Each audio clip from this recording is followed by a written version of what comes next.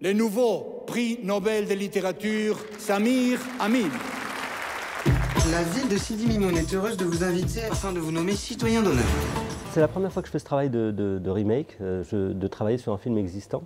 Et c'est vrai que c'est donc des producteurs qui sont Marc Wiesmann et Christophe Cervoni qui sont venus me voir avec cette idée de remaker ce film qui est un film argentin à la base, qui racontait l'histoire d'un écrivain argentin qui vit en Espagne et qui retourne dans son village d'origine en Argentine. Et ils m'ont dit forcément, voilà, est-ce que ça t'intéresserait de le remaker avec ton univers à toi, tes préoccupations, tes thématiques. Et donc moi forcément, je suis reparti de cette base, un écrivain qui a un prix et qui retourne dans son village d'enfance, sauf que je l'ai fait entre la France et l'Algérie, qui sont comme deux pays que je connais mieux. Tu me reconnais, Milo? Oui, le petit voisin. Oui. Avec les cheveux longs. J'ai pas changé, hein? Non. Hein?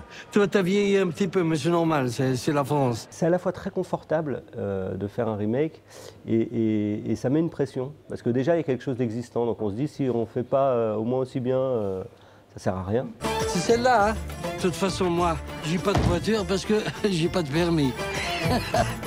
T'as vu, c'est joli l'Algérie, hein? Et ce qui est confortable, par contre, c'est que voilà, on a une base. On sait où l'histoire peut aller, on peut se servir ou pas dans les choses existantes et on peut inventer. Et moi j'ai voulu inventer beaucoup, j'ai voulu créer des personnages qui n'existaient pas dans le film original, notamment ce personnage principal qui est celui de Miloud, joué par Fadza Bouyamed. Je voulais vraiment que ce soit un duo. Ça fait combien de temps que t'es parvenu au bled, monsieur Samir? 35 ans. Oh non, un beau chant. Trouve le chef, tu discutes avec lui. C'est qui le chef? Lui là, avec les grandes cordes. Lui là? C'est lui. Allez, dégage! Parle en arabe, monsieur Samir. J'ai voulu vraiment écrire un film qui s'inscrit dans le contemporain, quoi, dans l'Algérie d'aujourd'hui, dans la France d'aujourd'hui, avec les mouvements sociaux, les mouvements de liberté, de la jeunesse en Algérie. Nous sommes très honorés de vous accueillir parmi nous. Et on y va parce qu'il y a le camion qui nous attend. Oui. Quel camion? On est très fiers de vous en Algérie, mais est-ce que vous pensez qu'on peut bien raconter un pays alors qu'on vit à l'étranger? J'ai vécu ici jusqu'à l'âge de 20 ans. Ça laisse des traces quand même. C'est quoi cette maison? Chez moi, là où je suis né. Je travaille au Maroc parce que depuis des années, je m'occupe d'un festival là-bas qui est le Marrakech du Rire. J'ai fait 2 films là-bas, enfin, c'est mon 3e. Disons que je pense que j'aurais pu tourner en Algérie. Il y a des choses qui commencent à se tourner en Algérie, j'en suis très heureux. Il y a des équipes sur place qui commencent à se mettre en place, de la production. Mais c'est vrai que moi je voulais une totale liberté, je voulais une totale indépendance. Et quand on fait du cinéma, de toute façon, on reconstitue. Il se trouve que moi j'habite en Algérie, à 40 km du Maroc. Que pour moi, voilà, en plus il y a des problèmes politiques entre le Maroc et l'Algérie, etc. Je ne voulais pas spécialement rentrer dans ce genre de conflit. Moi je raconte l'histoire d'un individu et de son retour aux sources et j'ai repéré un village, des paysages qui sont très proches des villages et des paysages que je connais dans mon Algérie à moi, dans mon ouest algérien. Donc j'aimerais tourner vraiment un jour en Algérie. J'y suis allé il n'y a pas très longtemps.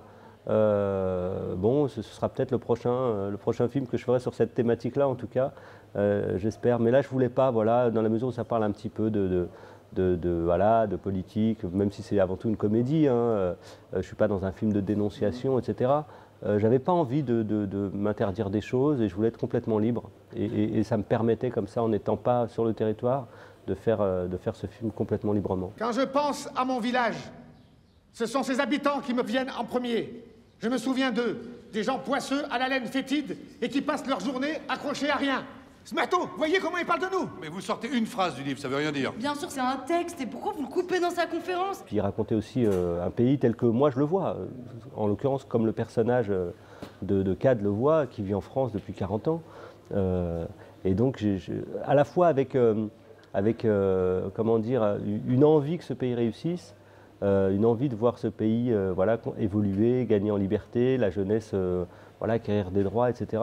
Mais en même temps, en gardant une certaine humilité par rapport aux gens qui le gouvernent, parce que nous, on est là et on n'est pas là non plus pour leur donner des leçons, on peut juste avoir des envies. C'est quoi, dès que quelqu'un n'est pas d'accord avec vous, vous le faites taire, c'est ça? Mademoiselle, je vous ai pas parlé. Surtout vous, on vous connaît ici. Quoi, moi je parle. On en a marre que vous nous disiez quoi faire, quoi écouter, quoi lire, quoi penser. Lâchez-nous, vous comprenez ça?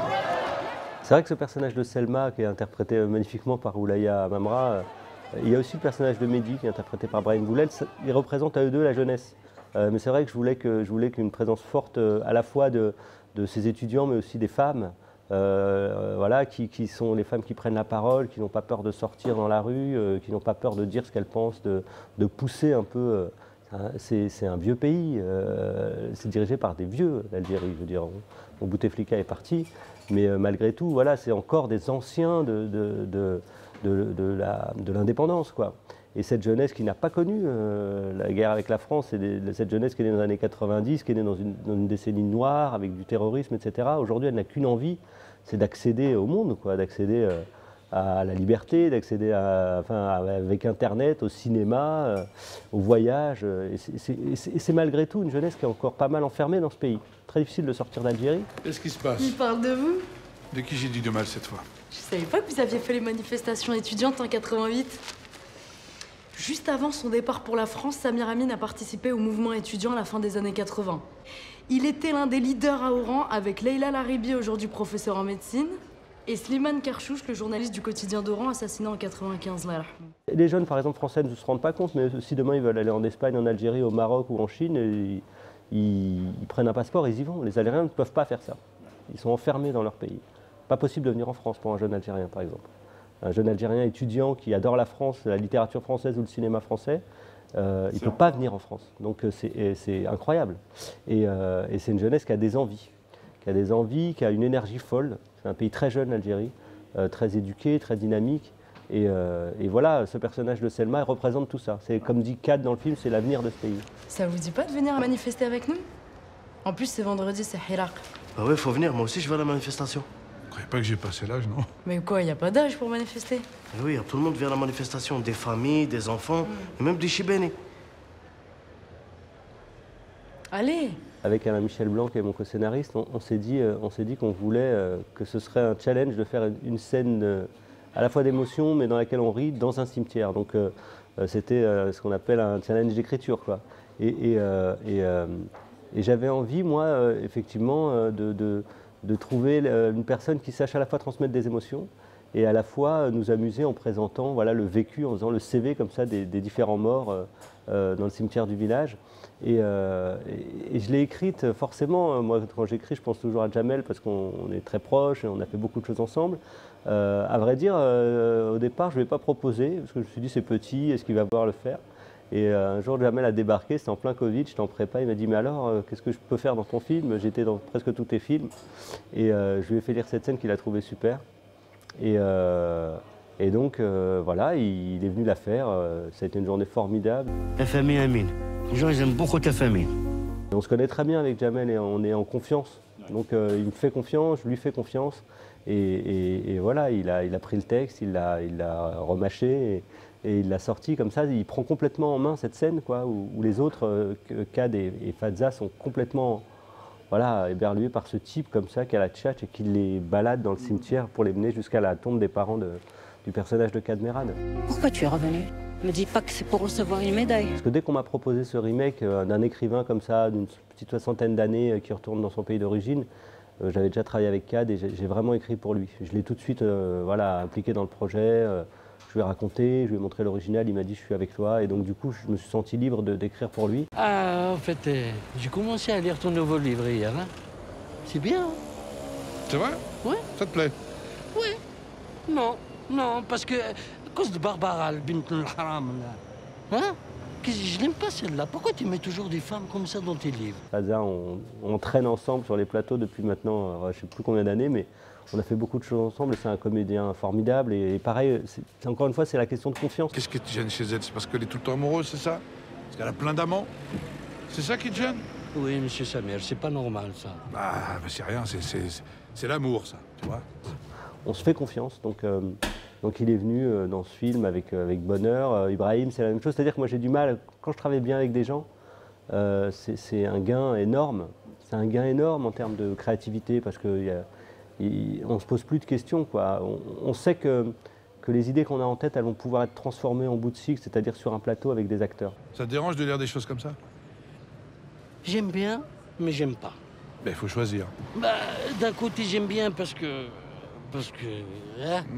Mais d'un autre côté, c'est quand même la honte. Hein. Ben, t'es pas au bout de tes surprises, hein. Je vais voir, la fin du livre, elle est torride. Elle va rencontrer un jeune médecin. Oh non, encore l'amour. Et pas qu'un peu. Hein. C'est dans un métier artistique où on a besoin de créer des émotions. Et ces émotions-là, il faut les créer avec des gens qui ont envie d'être avec nous. Et moi, j'aime bien travailler avec des gens quasiment à l'aveugle, quoi. Que ce soit Fadza ou même Ibrahim, hein. Ibrahim Malouf, quand on se voit, il me connaît, je le connais. Je sais quand il a fait un truc super, il sait quand il a fait un truc super, il sait quand je ne suis pas content. À la première écoute, il me voit, il me dit ça t'a pas plu cette version. Donc, et ça c'est super parce que du coup on progresse ensemble et on avance pour le mieux du film et pour le mieux de la création, quoi. Je suis juré, je ne remettrai plus jamais les pieds ici. Ben, je suis là. Quand le général de Gaulle il a fait le discours, je n'ai rien compris. Je vous ai compris. J'étais en Algérie il n'y a pas très longtemps, j'ai montré mes films et j'ai eu vraiment l'impression d'être le citoyen d'honneur, quoi. Ouais. Parce que j'ai vu de la jeunesse, j'ai vu des étudiants, j'ai vu des étudiants en cinéma, j'ai rencontré du public et j'ai retrouvé comme ça ce rapport à la fois de grand frère, parce que j'ai rencontré beaucoup de jeunes, qui a fait des choses, mais en même temps, ces gamins qui ont envie de faire des films, envie d'écrire, envie de faire des choses, qui se sentent un peu brimés, forcément, on n'est pas encore dans un pays où on peut complètement s'exprimer. Et c'était hyper intéressant de partager ça avec la jeunesse algérienne, quoi.